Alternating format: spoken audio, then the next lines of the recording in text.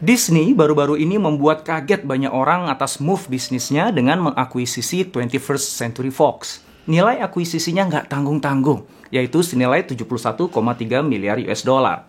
Namun terlepas dari besarnya nilai dolar, sesungguhnya move bisnis Disney yang paling penting menurut saya adalah ketika Disney mengakuisisi Pixar.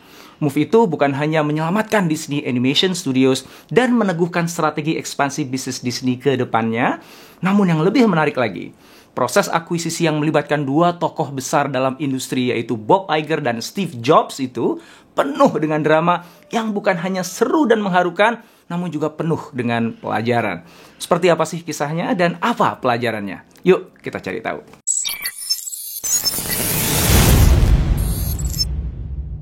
Kita mulai dengan melihat jatuh bangunnya Disney yang berujung pada kebutuhan mengakuisisi Pixar. Kemudian mengintip bagaimana Pixar bertumbuh dari sebuah divisi kecil di Lucasfilm menjadi sebuah animation powerhouse yang memikat hati Disney. Setelah itu, kita akan simak proses akuisisi Pixar yang seru sekaligus mengharukan, serta bagaimana hal itu memicu transformasi Disney. Di akhir video, kita akan temukan 3 pelajaran penting yang bisa kita ambil dari kisah akuisisi yang indah ini. Yuk, kita mulai. Disney didirikan pada tahun 1923 oleh dua bersaudara, Walt dan Roy Disney. Walt bukan hanya seorang animator yang hebat, dia juga seorang inovator. Walt membuat film pendek berjudul Alice's Wonderland yang menampilkan aktris cilik berinteraksi dengan karakter animasi. Dia juga membuat film berjudul Steamboat Willie, sebuah film kartun Mickey Mouse yang menampilkan suara tersinkronisasi. Kedua film animasi pendek itu merupakan sebuah terobosan pada zamannya. Pada tahun 1937, Disney merilis feature film animasi pertamanya berjudul Snow White and the Seven Dwarfs, yang kemudian menjadi film dengan pendapatan tertinggi pada saat itu. Keberhasilan itu menandai awal dari era keemasan Disney. Film-film Disney berikutnya seperti Pinocchio, Fantasia, Dumbo, dan Bambi tidak hanya sukses di pasar, namun juga sangat berkesan di hati penonton. Pada tahun 1950, Disney merilis film live actionnya yang pertama berjudul Treasure Island, yang juga mendapatkan sambutan positif. Pada tahun 1955, Walt Disney sukses membuka taman bermain Disneyland yang pertama. Sayangnya, 11 tahun kemudian, di tahun 1966, Walt Disney meninggal dunia. Kematian beliau yang disertai pensiunnya para animator senior membuat kreativitas Disney menurun. Pada tahun 1984, Michael Eisner diangkat sebagai CEO. Eisner kemudian mengangkat Jeff Katzenberg untuk mengelola divisi film Disney dan menghidupkan kembali studio film yang sedang mengalami stagnasi itu. 5 tahun kemudian, dimulailah era Renaissance Disney, di mana Disney kembali memproduksi film animasi yang berkesan dan sukses secara komersial, seperti Who Framed Roger Rabbit, The Little Mermaid, Beauty and the Beast, Aladdin, dan The Lion King. Kemudian, milenium baru datang. Teknologi animasi 3D menjadi the next big thing. Ekspektasi penonton bergeser. Pixar dan DreamWorks naik daun dan menjadi pesaing yang menggoyang posisi Disney. Pada saat yang sama, energi dan gairah kreativitas di Disney mulai berkurang. Penyebabnya adalah Michael Eisner, sang CEO, menampilkan perilaku yang dinilai toksik. Eisner adalah seorang micromanager yang ingin mengontrol segalanya. Tidak ada yang bisa membantahnya. Beragam konflik muncul antar departemen. Anak dari Roy Disney bahkan menyebut Eisner telah mengubah The Walt Disney Company menjadi perusahaan yang rakus dan tanpa jiwa. Pada tahun 2005, Bob Iger menggantikan Eisner sebagai CEO Disney. Bob menyadari satu hal penting saat melihat parade di Disneyland. Para karakter yang ditampilkan dan dicintai pengunjung adalah karakter-karakter klasik seperti Mickey Mouse, Donald Duck, Snow White, Cinderella. Gak ada karakter baru dalam 1 dekade terakhir yang tertanam di hati pengunjung. Itu masalah besar menurut Bob Iger. Pada saat Eisner memimpin Disney, bisnis berkembang melampaui sekedar membuat film animasi dan taman bermain. Disney mengakuisisi stasiun televisi, membuat beragam TV show yang nggak terkait dengan karakter Disney, membeli studio film Miramax, membangun hotel, restoran, kapal pesiar, serta tentu saja menggenjot penjualan merchandise. Tapi tidak menghasilkan karakter-karakter baru yang berkesan di hati pelanggan Disney. Jika dilihat dari portfolio bisnis, pendapatan Disney dari film hanya 17%. Tapi karakter dan kisah-kisah dalam film-film Disney itulah yang menjadi jiwa dan daya tarik dari semua produk dan layanan di grup Disney. Tanpa adanya karakter dan kisah baru yang berkesan, khususnya untuk anak-anak generasi baru, maka masa depan Disney bisa terancam. Bob harus menemukan cara termudah dan tercepat untuk bisa menghadirkan karakter dan kisah baru itu. Itulah yang menggerakkan Bob untuk mengakuisisi Pixar. Nah, kita akan bahas ya keseruan proses akuisisinya. Tapi sebelumnya, yuk kita simak dulu bagaimana Pixar mewujud. Pixar bermula dari sebuah divisi komputer grafik di Lucasfilm. Tugasnya adalah membuat special effects untuk film-film yang tengah diproduksi. Namun Ed Catmull dan John Lasseter, dua tokoh kunci dalam divisi itu, memiliki visi yang berbeda. Mereka ingin memproduksi feature film menggunakan full animasi 3D. Nah, perbedaan visi inilah ditambah kinerja keuangan Lucasfilm yang saat itu lagi menurun, mendorong George Lucas untuk menjual divisi yang diberi nama Pixar ini. Setelah ditolak 45 kali oleh calon pembeli, datanglah Steve Jobs yang melihat potensi dari teknologi yang dikembangkan oleh Pixar. Maka pada tahun 1986, Steve membeli Pixar dengan harga 10 juta US dollar.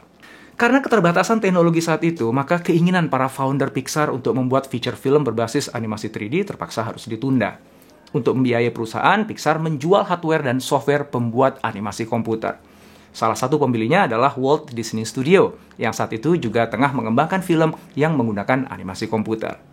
Sayangnya, nilai penjualan hardware dan software Pixar nggak terlalu baik, sehingga Steve Jobs perlu menyuntikkan dana tambahan hingga 50 juta US dollar, yang kemudian menjadikannya sebagai pemegang saham terbesar yang menguasai 50,1% saham.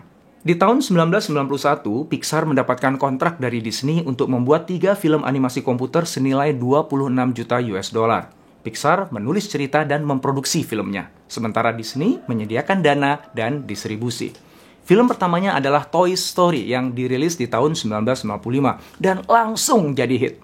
Kesuksesan itu membuat Disney pada tahun 1997 mengajukan perubahan kontrak yang menganulir kontrak sebelumnya, yaitu membuat 5 film bersama Disney selama 10 tahun. Pixar kemudian merilis A Bug's Life, Toy Story 2, Monsters, Inc., Finding Nemo, dan The Incredibles.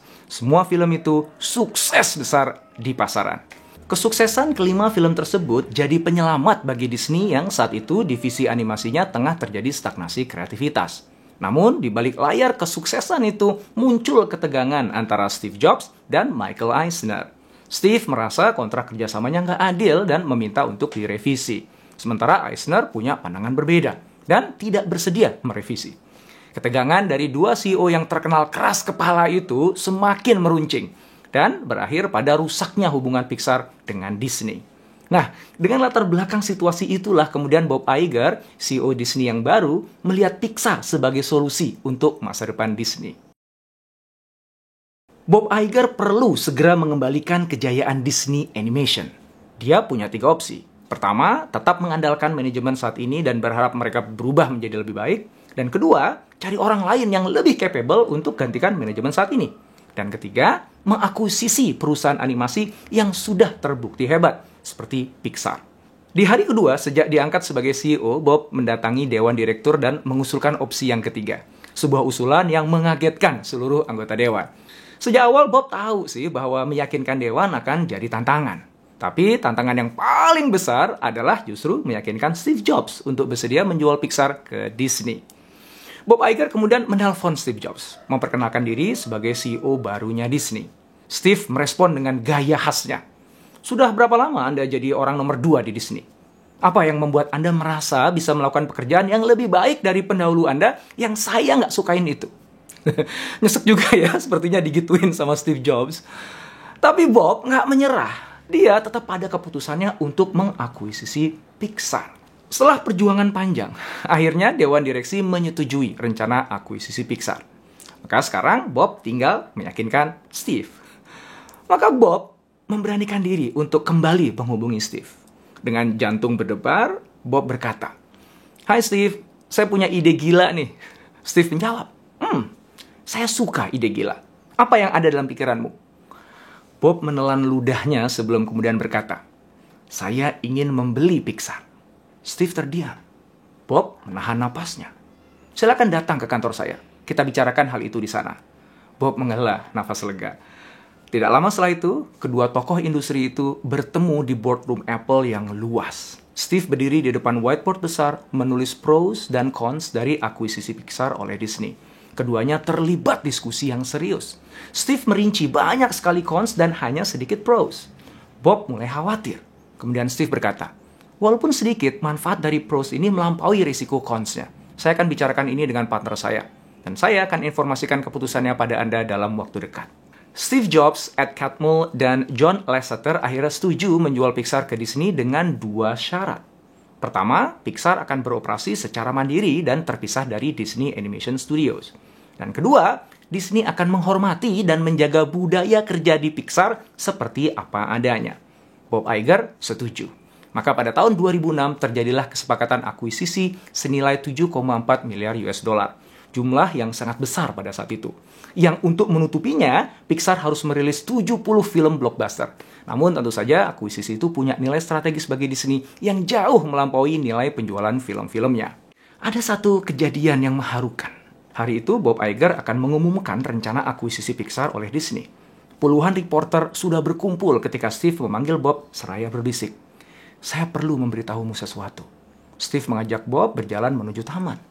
Keduanya kemudian duduk di sebuah bangku dan Steve merangkul Bob seraya berkata, apa yang akan saya sampaikan ini belum pernah saya sampaikan kepada siapapun. Hanya saya, istri saya, dan dokter saya yang tahu. Bob menyimak penuh perhatian. Penyakit kanker saya kembali lagi. Kali ini penyakitnya tidak bisa disembuhkan. Hidup saya tidak akan lama lagi, bisik Steve.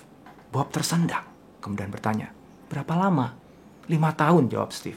Anak saya baru saja masuk kuliah. Saya berencana untuk melihatnya wisuda. Bob tidak bisa berkata apa-apa.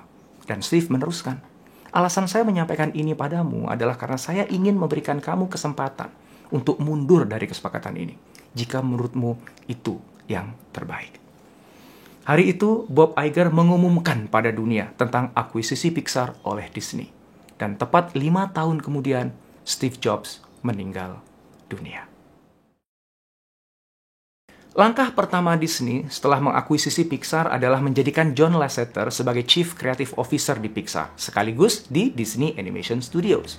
Sementara Ed Catmull tetap menjadi presiden Pixar dengan amanah tambahan sebagai presiden Disney Animation Studio.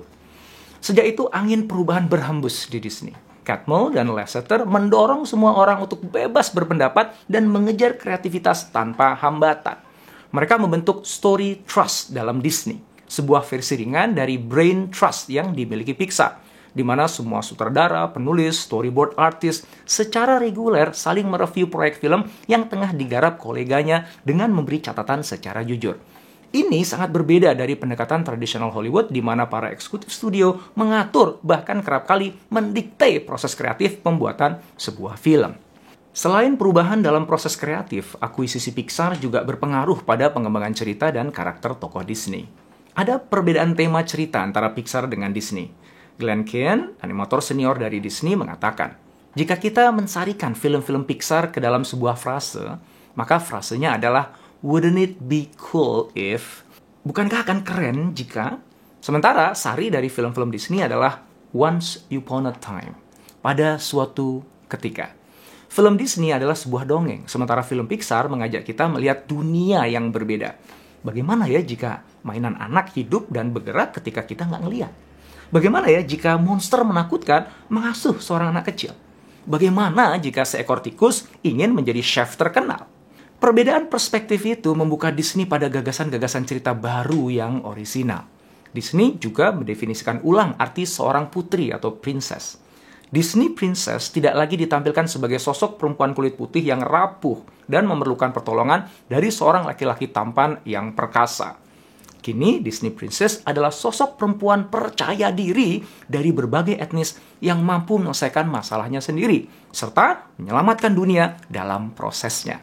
Lihat saja film Tangled, Wreck-It Ralph, Frozen, Moana, dan Raya and the Last Dragon. Kesuksesan Disney pasca akuisisi Pixar ini mengafirmasi pandangan Bob Iger bahwa masa depan Disney bertumpu pada pengembangan tokoh karakter dan cerita pada film-filmnya. Dan akuisisi menjadi cara terbaik dan tercepat untuk melakukannya. Maka kemudian di tahun 2009, Disney mengakuisisi Marvel Entertainment. Dan 3 tahun kemudian, tahun 2012, Disney mengakuisisi Lucasfilm.